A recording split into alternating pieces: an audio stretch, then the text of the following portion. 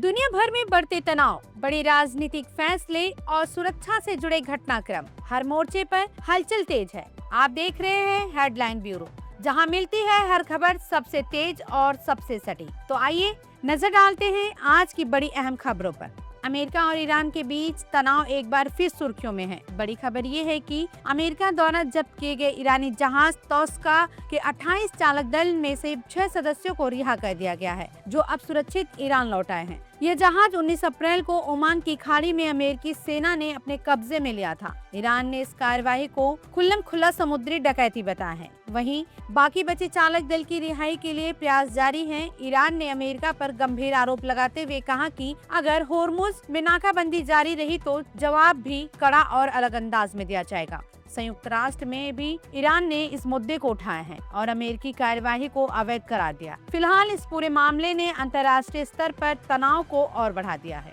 तनाव बढ़ने के बीच एक और बड़ा बयान सामने आया। अमेरिका और ईरान के बीच हालात एक बार फिर बिगड़ते नजर आ रहे हैं। राष्ट्रपति डोनाल्ड ट्रंप ने ईरान को सीधी चेतावनी दी है। उन्होंने कहा, ईरान को परमाणु बातचीत के लिए कई अंकल यानी हार माननी होगी, वरना परिणाम भुगतने होंगे। ट्रंप का ये बयान सीधे तौर पर ईरान के सर्वोच्च नेता अयातुल्ला अली खामनेई को संदेश माना जा रहा है। उन्होंने साफ कहा, उन्हें बस हार माननी है। वहीं ईरान पहले ही अमेरिकी दबाव को खारिज कर चुका है और कड़ा रुख अपनाए हुए है। माना जा रहा है कि इस बयान के बाद दोनों देशों के बीच तनाव और बढ़ सकता है, जिससे वैश्विक राजनीति और तेल बाजार पर भी असर पड़ सकता है। अमेरिका ईरान के बीच टकराव अब तेज होता दिख रहा है। अमेरिकी सेना ने दावा किया है कि नाकेबंदी के तहत 42 जहाजों को ईरानी बंदरगाहों में आने जाने से रोका गया। अमेरिकी सेंट्रल कमांड के मुताबिक 41 टैंकर अब भी रुके हुए हैं, जिनमें करीब 6 करोड़ 90 लाख बैरक तेल है, जिसकी कीमत लगभग 6 अरब डॉलर बताई जा रही है। अमेरिका का कहना है कि इससे ईरान की तेल कमाई पर सीधा असर पड़ेगा। वहीं ईरान ने इस कार्यवाही को समुद्री डकैती करार दिया है और कड़ी चेतावनी दी। ईरान ने साफ कहा, अगर ये नाकाबंदी जारी रही तो जवाब भी सख्त और अप्रत्याशित होगा। फिलहाल इस पूरे घटनाक्रम ने वैश्विक तनाव और तेल बाजारों दोनों की चिंता बढ़ा दी है। वैश्विक कूटनीति में भी बड़ी हलचल है। दुनिया की बड़ी खबर, राष्ट्रपति व्लादिमीर पुतिन और डोनाल्ड ट्रंप के बीच फोन पर 1.5 घंटे से ज्यादा लंबी बातचीत हुई। इस दौरान पुतिन ने ट्रंप पर हुए हमले की कड़ी निंदा की और साफ कहा, राजनीतिक हिंसा किसी भी हाल में स्वीकार नहीं। बातचीत में ईरान और फारस की खाड़ी के हालात पर भी चर्चा हुई। पुतिन ने युद्ध विराम बढ़ाने के फैसले का समर्थन किया और कहा कि संकट का समाधान सिर्फ कूटनीतिक से ही संभव है। वहीं दोनों नेताओं ने ये भी माना कि यूरोपीय समर्थन की वजह से यूक्रेन के राष्ट्रपति जेलेंस्की इस संघर्ष को लंबा खींच रहे हैं। कुल मिलाकर इस बातचीत को वैश्विक तनाव के बीच एक अहम कूटनीतिक कदम माना जा रहा है। परमाणु नीति पर भी बड़ा संदेश है। रूस के राष्ट्रपति व्लादिमीर पुतिन ने संयुक्त राष्ट्र मुख्यालय में एनपीटी समीक्षा सम्मेलन को संबोधित करते हुए कहा कि नियमों का पालन करने वाले देशों पर परमाणु तकनीक को लेकर कोई अनुचित प्रतिबंध नहीं होना चाहिए। उन्होंने कहा कि रूस एक जिम्मेदार परमाणु शक्ति के रूप में संधि का कड़ाई से पालन करता है और सभी देशों को अंतर्राष्ट्रीय नियमों के दायरे में रखकर सहयोग करना चाहिए। पुतिन ने वैश्विक तनाव के बीच परमाणु हथियार मुक्त दुनिया की दिशा में संयुक्त प्रयासों पर जोर दिया। इससे पहले संयुक्त राष्ट्र महासचिव एंटोनियो गुतेरेस ने भी एनपीटी को मजबूत करने की जरूरत बताई। 27 अप्रैल से शुरू हुआ यह सम्मेलन 22 मई तक चलेगा, जिसमें वैश्विक परमाणु नीति पर अहम चर्चा हो रही है। यूक्रेन युद्ध को लेकर भी बड़ी खबर सामने आ रही है।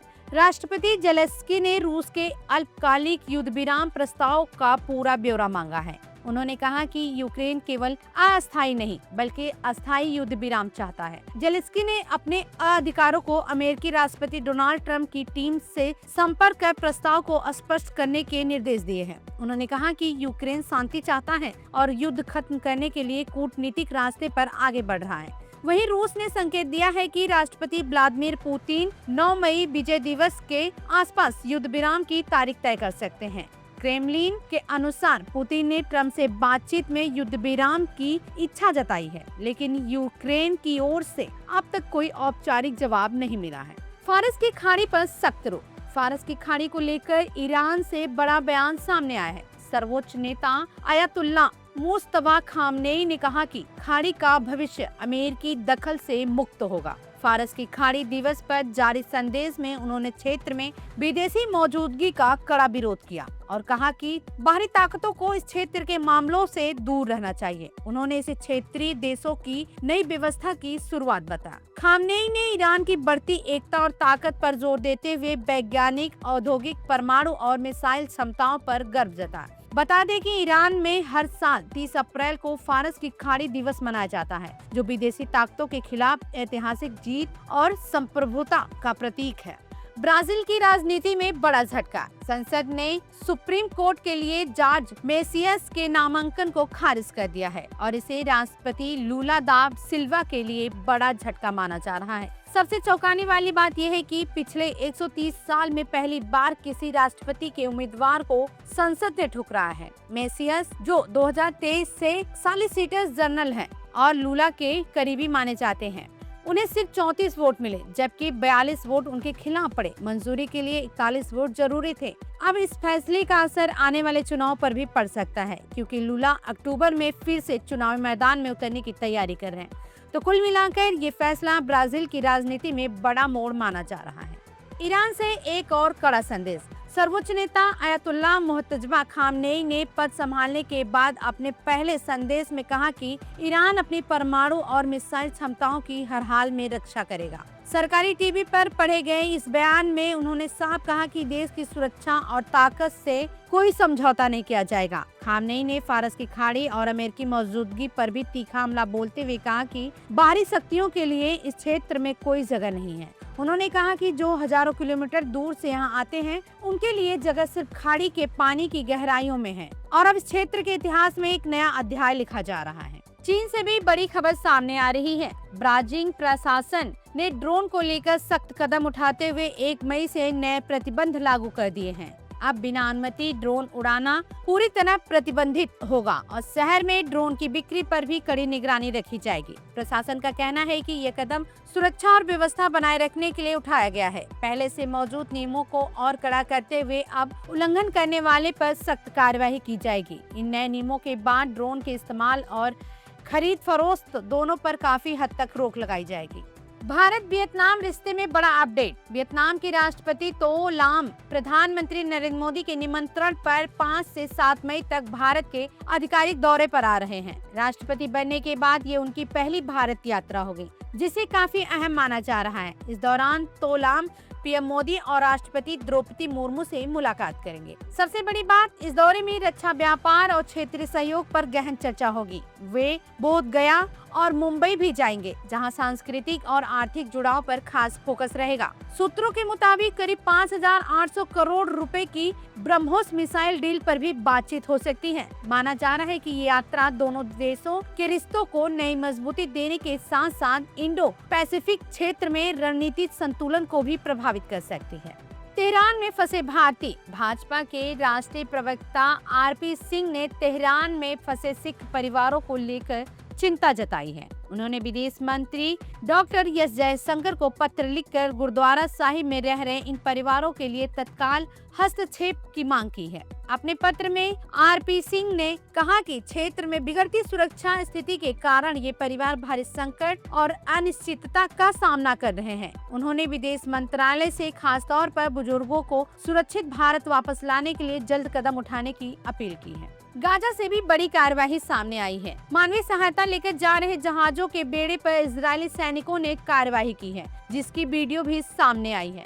बताया जा रहा है कि इजरायली नौसैनिकों कमांडो ने जहाज पर चढ़कर कार्यकर्ताओं को बंदूक की नोक पर रोका और कोई हिलेगा नहीं की चेतावनी दी। इसके बाद सभी को हिरासत में ले लिया गया। इस घटना के बाद अंतर्राष्ट्रीय स्तर पर एक बार फिर बहस तेज हो गई है। सेना को लेकर बड़ा फोकस। केंद्रीय मंत्री प्रहलाद जोशी ने नई दिल्ली में भारतीय सेना के अधिकारियों से मुलाकात कर सशस्त्र बलों के लिए खरीद प्रणाली को मजबूत बनाने पर चर्चा की। बैठक में जैविक राशन की चरणबद्ध शुरुआत, भारत ब्रांड के चावल और आटे का विस्तार और बेहतर गुणवत्ता के लिए उन्नत बासमती चावल की खरीद बढ़ाने जैसे मुद्दों पर विचार किया गया। उन्होंने बताया कि आपूर्ति श्रृंखला को और कुशल बनाने के लिए सरकारी समितियों के माध्यम से खरीद बढ़ाने पर भी जोर दिया गया। सरकार का लक्ष्य सेना को उच्च गुणवत्ता और पौष्टिक खाद्य सामग्री उपलब्ध कराना है। साथ ही किसानों को टिकाऊ तरीकों के जरिए बेहतर समर्थन देना भी प्राथमिकता में है।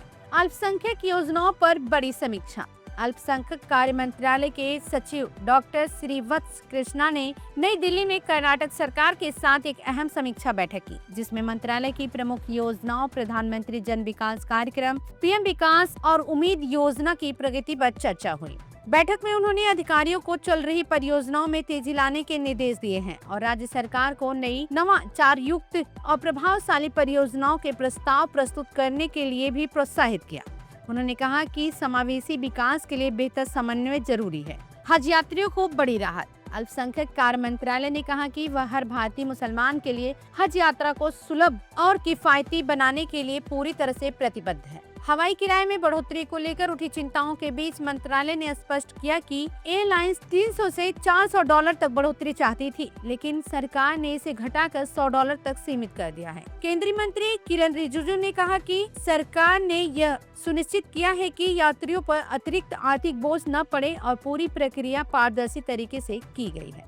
मतगणना से पहले सुरक्षा पर बड़ा कदम। निर्वाचन आयोग ने मतगणना केंद्रों में बिना अनुमति प्रवेश को रोकने के लिए QR कोड आधारित फोटो पहचान पत्र प्रणाली शुरू की है। ये नई व्यवस्था नाव आयोग के डिजिटल सिस्टम प्लेटफॉर्म के जरिए लागू की जाएगी और 4 मई से असम, केरल, तमिलनाडु, पश्चिम बंगाल और पुडुचेरी में विधानसभा चुनाव तय उपचुनाव की मतगणना के दौरान प्रभावी रहेगी। आयोग के मुताबिक यह सिस्टम त्रिस्तरीय सुरक्षा का अहम हिस्सा होगा। पहले 2 स्तरों पर पहचान पत्रों की मैनुअल जांच होगी, जबकि अंतिम स्तर पर QR कोड स्कैनिंग के बाद ही प्रवेश मिलेगा। यह पहचान पत्र केवल अधिकृत लोगों जैसे रिटर्निंग ऑफिसर, कर्मचारी, उम्मीदवार और एजेंट्स को ही जारी किए जाएंगे, जिससे मतगणना प्रक्रिया और अधिक सुरक्षित और पारदर्शी बन सके। हिमालयी क्षेत्रों पर खास फोकस। केंद्रीय मंत्री नितिन गडकरी ने हिमालयी क्षेत्रों में जलवायु के अनुकूल और सुरक्षित सड़कों के निर्माण की जरूरत पर जोर दिया है।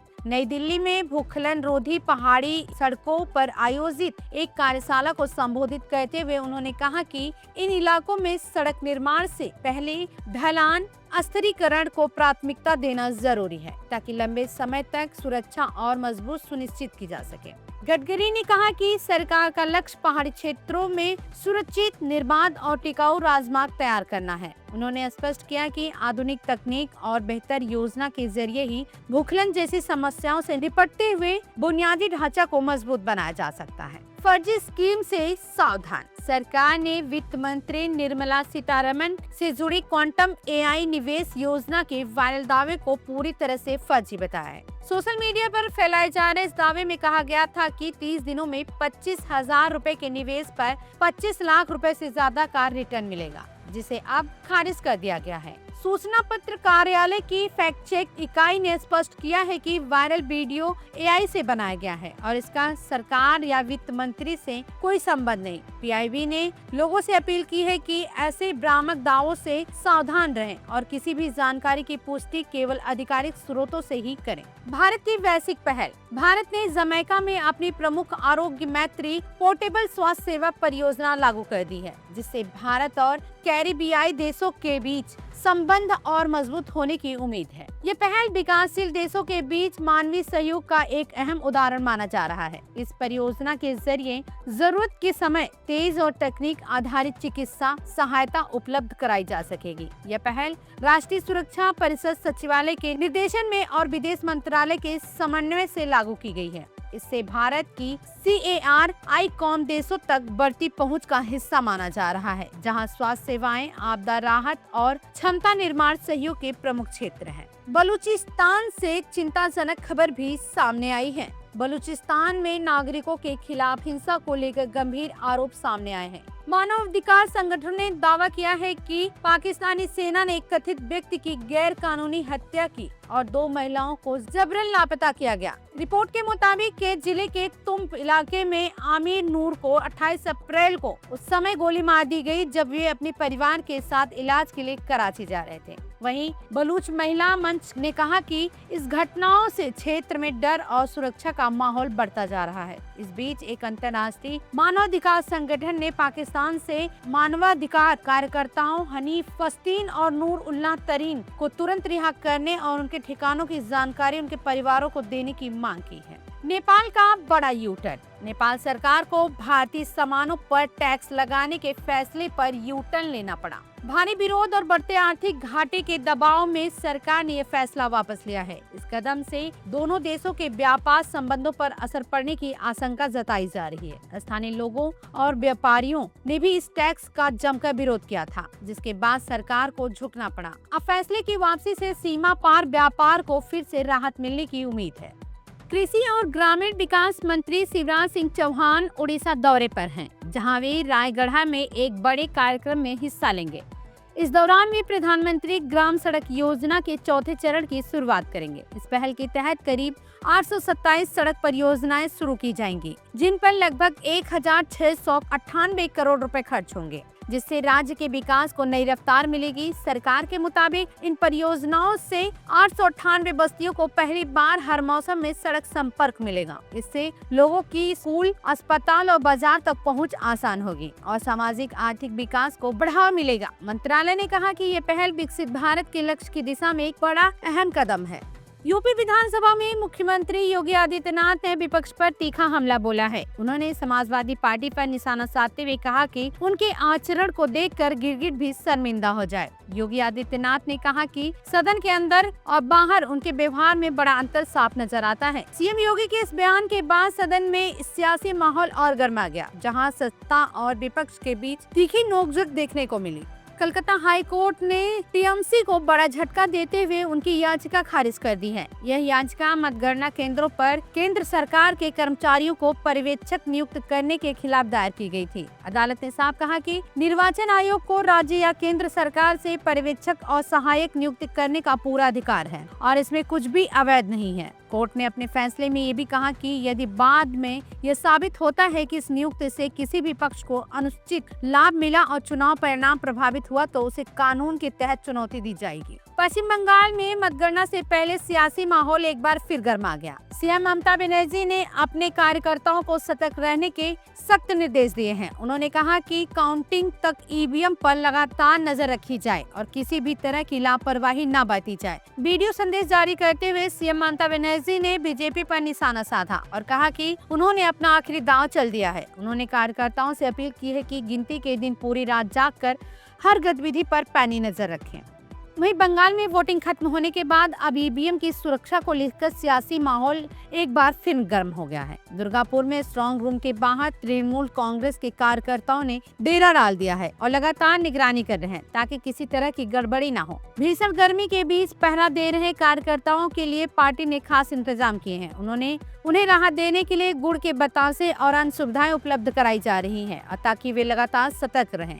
टीएमसी नेता शशि पांजा और कुणाल घोष नेताजी इंदौर स्टेडियम के बाहर स्ट्रांग रूम के सामने धरने पर बैठ गए हैं। उनका आरोप है कि बीजेपी और चुनाव आयोग के अधिकारी पार्टी प्रतिनिधियों की मौजूदगी के बिना बैलेट बॉक्स खोलने की कोशिश कर रहे हैं। शशि पांजा ने कहा कि किसी भी तरह की हेरफेर नहीं होनी चाहिए और पूरी प्रक्रिया पारदर्शी होनी चाहिए। उन्होंने सवाल उठाया है कि अगर सब कुछ सही है तो पार्टी प्रतिनिधियों को यह सब क्यों नहीं दिखाया जा रहा। दिल्ली में प्राइवेट स्कूलों की मनमानी पर सरकार ने सख्त रुख अपनाया है। सीएम रेखा गुप्ता ने साफ कहा कि अब पेरेंट्स बच्चों की किताबें और यूनिफॉर्म कहीं से भी खरीद सकते हैं, स्कूल उन्हें मजबूर नहीं कर सकते। इस फैसले का मकसद अभिभावकों पर पड़ने वाले अतिरिक्त आर्थिक बोझ को कम करना है। सीएम ने ये भी कहा कि वह कभी भी किसी प्राइवेट स्कूल का निरीक्षण कर सकती हैं। उन्होंने स्कूलों को चेतावनी दी है कि नियमों का पालन सुनिश्चित करें, वरना सख्त कार्यवाही की जाएगी। कर्नाटक की राजनीति में नेतृत्व परिवर्तन की अटकलों के बीच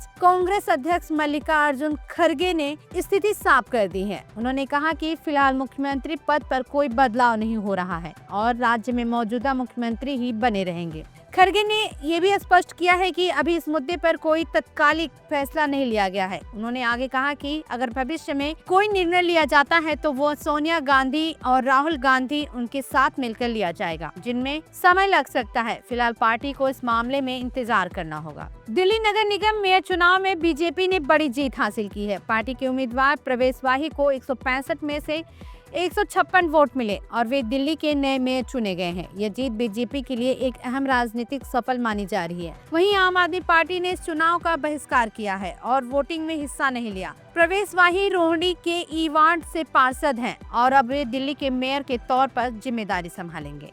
मध्य प्रदेश के जबलपुर से एक बड़ा हादसा सामने आया है। बरगी डैम में नर्मदा नदी के बैक वाटर में पर्यटकों से भरा एक क्रूज तेज आंधी तूफान के कारण डूब गया। हादसे के समय करीब 30 लोग सवार थे, जिससे इलाके में हड़कंप मच गया। मुख्यमंत्री मोहन यादव ने घटना पर दुख जताया है और बताया है कि राहत और बचाव कार्य जारी है। अब तक 15 लोगों को सुरक्षित निकाला जा चुका है, जबकि बाकी लापता लोगों की तलाश जारी है। सरकार ने प्रभावित परिवारों को हर संभव मदद का भरोसा दिया है। दुनिया के डिजिटल भुगतान क्षेत्र में भारत ने बड़ी उपलब्धि हासिल की है। यूनिफाइड पेमेंट्स इंटरफेस यानी यूपीआई अब दुनिया का सबसे बड़ा तत्काल भुगतान मंच बनकर उभरा है। आसान, तेज और सुरक्षित लेन देन की वजह से यूपीआई का इस्तेमाल तेजी से बढ़ा है और हर महीने अरबों ट्रांजैक्शन दर्ज किए जा रहे हैं। यूपीआई की सफलता ने भारत को वैश्विक स्तर पर डिजिटल भुगतान के क्षेत्र में अग्रणी बना दिया है। अब कई देश भी इस प्रणाली को अपनाने में रुचि दिखा रहे हैं, जिससे भारत की तकनीकी क्षमता और प्रभाव लगातार बढ़ रहा है। भारत ने ऊर्जा क्षेत्र में बड़ी उपलब्धि हासिल करते हुए सोलर पावर में नया रिकॉर्ड बनाया है। साल 2025 में भारत ने 38 गीगावाट सोलर क्षमता को जोड़कर अमेरिका को भी पीछे छोड़ दिया है। यह देश की तेजी से बढ़ती ऊर्जा क्षमता को और आत्मनिर्भरता की दिशा में बड़ा कदम माना जा रहा है। इस उपलब्धि की खास बात यह है कि इतनी बड़ी मात्रा में बिजली सिर्फ सूरज की रोशनी से तैयार की गई। इससे न सिर्फ पर्यावरण को फायदा होगा, बल्कि देश की ऊर्जा जरूरतों को पूरा करने में भी बड़ी मदद मिलेगी। भारत की सांस्कृतिक धरोहर से जुड़ी एक बड़ी खबर भी सामने आई है। मैनहट्टन डिस्ट्रिक्ट अटॉर्नी ऑफिस ने करीब $14 मिलियन यानी लगभग 115 करोड़ रुपए की 657 चोरी हुई प्राचीन वस्तुएं भारत को वापस सौंप दी है। यह कार्रवाई अंतर्राष्ट्रीय तस्करी नेटवर्क के खिलाफ जांच के बाद संभव हो पाई है, जिसमें कई दुर्लभ मूर्तियां और ऐतिहासिक कलाकृतियां शामिल हैं।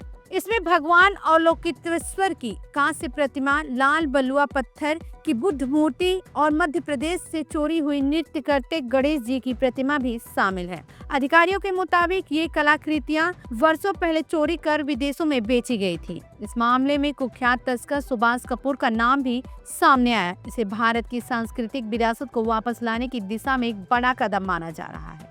भारत ने हरी तकनीक की दिशा में एक और बड़ी उपलब्धि हासिल की है। हरियाणा के जिंद सोनीपत रूट पर देश की पहली हाइड्रोजन ट्रेन का ट्रायल सफल रहा। यह ट्रेन बिना धुआं और बिना कार्बन उत्सर्जन के चलती है, जिससे यह पूरी तरह पर्यावरण के अनुकूल मानी जा रही है। इस सफलता के साथ भारत अब जर्मनी, चीन और यूके जैसे देशों की श्रेणी में शामिल हो गया। खास बात यह है कि यह तकनीक देश के अपने इंजीनियरों द्वारा विकसित की गई है, जो आत्मनिर्भर भारत की दिशा में एक मजबूत कदम है।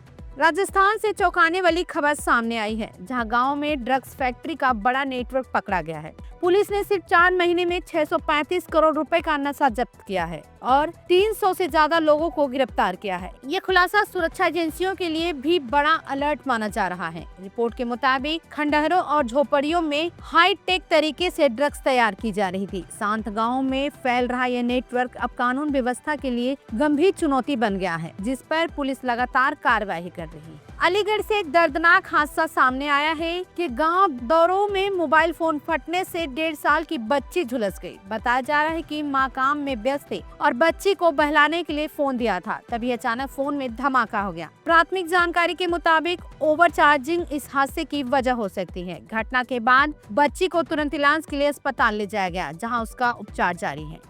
उत्तर प्रदेश के बागपत से भी एक अहम खबर सामने आई है। बड़गांव स्थित मंदिर की कार्यकारिणी समिति ने महिलाओं के पहनावे को लेकर सख्त ड्रेस कोड लागू कर दिया है। मंदिर परिषद में लगाए गए होर्डिंग के मुताबिक जींस टॉप, हाफ पैंट और बरमूडा और मिनी स्कर्ट जैसे आधुनिक कपड़ों में आने वाले की एंट्री पर पूरी तरह रोक रहेगी। समिति ने श्रद्धालुओं से पारंपरिक और शालीन वस्त्रों में ही दर्शन के लिए आने की अपील की है। मंदिर प्रबंधन का कहना है कि यह फैसला धार्मिक मर्यादा और पवित्रता बनाए रखने के लिए लिया गया है। उनके मुताबिक मंदिर का माहौल संयम और सादगी वाला होना चाहिए। हालांकि इस फैसले को लेकर सामाजिक स्तर पर बहस भी तेज हो सकती है, क्योंकि यह व्यक्तिगत स्वतंत्रता और परंपराओं के बीच संतुलन का सवाल उठाता है।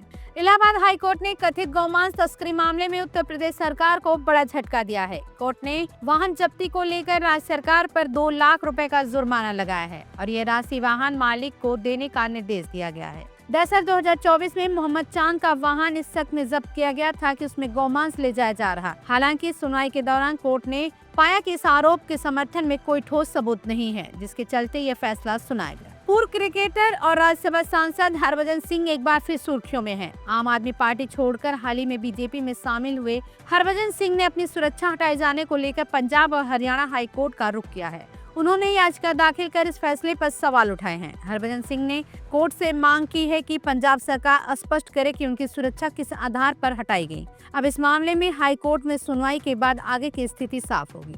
आईपीएल 2026 के दौरान राजस्थान रॉयल्स के खिलाड़ी रियान पराग पर अनुशासनहीनता का आरोप लगा है। पंजाब किंग्स के खिलाफ मैच के दौरान ड्रेसिंग रूम में वेफिंग करने के मामले में बीसीसीआई ने उन पर 25% मैच फीस का जुर्माना लगाया है और एक डिमेरिट पॉइंट भी दिया है। बताया जा रहा है कि बोर्ड इस मामले को गंभीरता से लेते हुए आगे और सख्त कार्रवाई पर विचार कर रहा है। ये कदम खिलाड़ियों के आचरण और अनुशासन को लेकर कड़ा संदेश देने के रूप में देखा जा रहा है।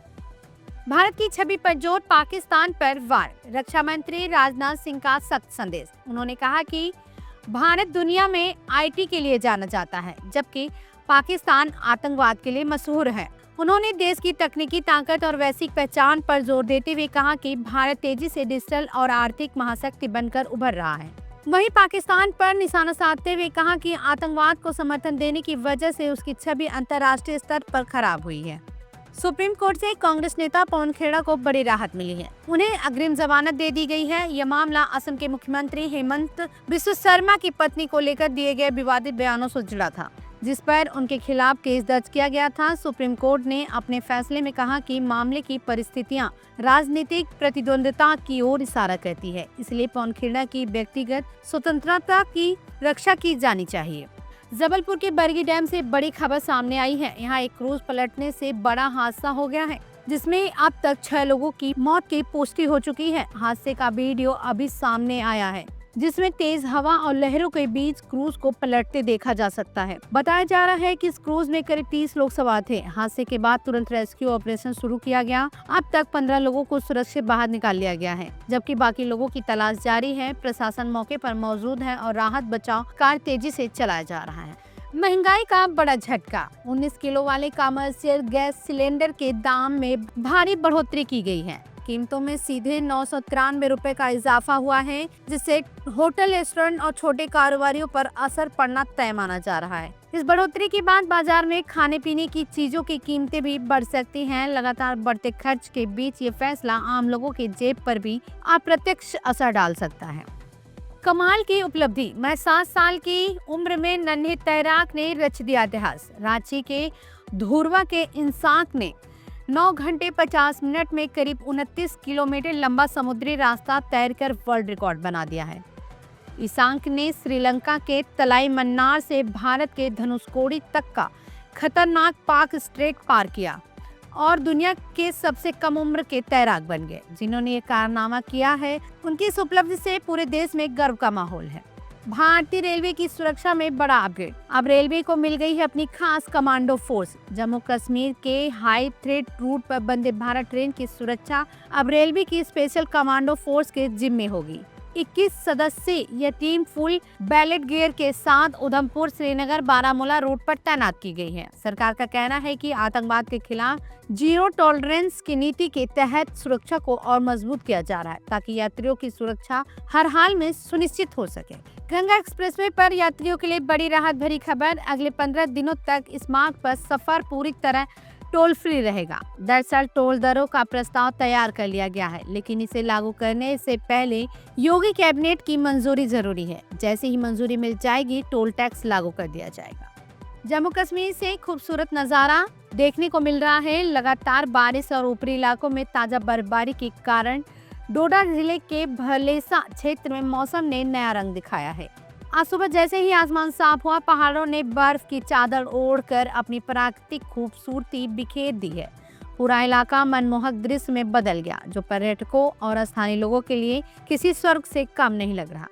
अयोध्या से आस्था की तस्वीरें भी सामने आई है। बुद्ध पूर्णिमा के पावन अवसर पर श्रद्धालुओं ने सरयू नदी में आस्था की डुबकी लगाई।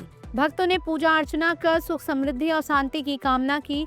सुबह से ही घाटों पर श्रद्धालुओं की भीड़ देखने को मिली और पूरे शहर में भक्ति का माहौल बना रहा।